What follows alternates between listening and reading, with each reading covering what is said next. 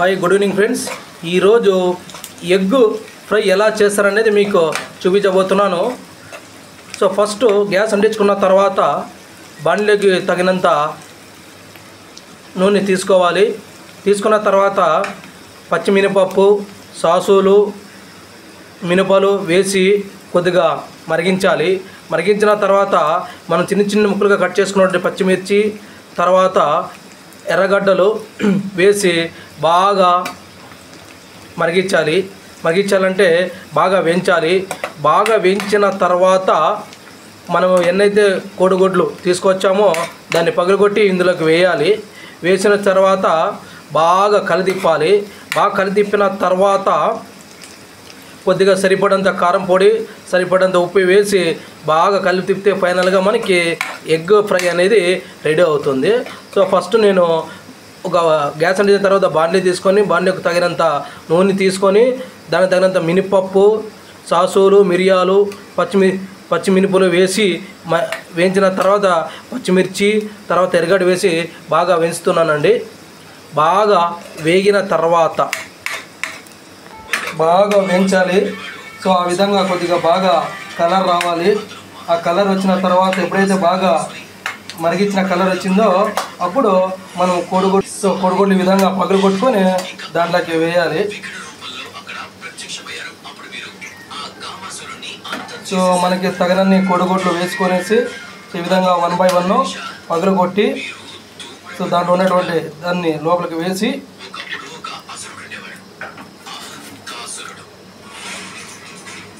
So 1 by 1 ఒక్కొక్క కోడిగుడ్డ నిదానంగా పగలగొట్టి దాని ఉన్నటువంటి పదార్థాన్ని బండ్లకి వేస్తూ సో చూడగానే బాగా నూరుతుంది కదా ఫ్రెండ్స్. ఇంకా ఉంది, ఇది బాగా అయిపోయిన తర్వాత చూడండి, తింటే బాగా టేస్ట్ ఉంటుంది, సూపర్గా ఉంటుంది టేస్ట్. సో మేము 6 గుడ్లు తెచ్చామండి. సో ఆల్రెడీ 4 గుడ్లు పగలగొట్టాము, ఇది 5వ గుడ్డు పగలగొడుతున్నాము. సో ఈ విధంగా ఒక్కొక్క గుడ్డును పగలగొట్టి సో అన్ని గుడ్డు పగలగొట్టిన తర్వాత దాన్ని బాగా కలిపెట్టాలండి. కలిపెట్టకపోతే మాడకపోతుంది.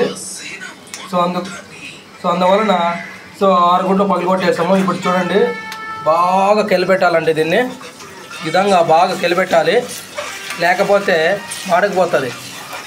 సో ఈ విధంగా బాగా తిప్పాలి, కలిదిప్పాలి. సో ఈ విధంగా బాగా కలిదిప్పాలండి. చూడండి, కలిదిప్పకపోతే మాడకపోతుందండి. సో ఈ విధంగా బాగా సో చుట్టూరున రౌండ్గా బాగా తిప్పి తిప్పి తిప్పి తిప్పి తిప్పి తిప్పి సో ఫైనల్గా మనకి ఎగ్ ఫ్రై అనేది రెడీ అవుతుంది. చూడండి ఎంత బాగా తిప్పుతామంటే అంత బాగా కలర్ వస్తుంది, ప్లస్ బాగా అన్ని పదార్థాలు కలుస్తాయండి. చూడండి ఎంత బాగా రెడీ అయిపోయిందో, చాలా సింపుల్, అంతే అండి, అంతే. సో ఈ విధంగా బాగా కలిదిప్పాలండి. కలిదిప్పిన తర్వాత సో మేము స్టార్టింగ్లోనే ఉప్పు వేయలేదండి.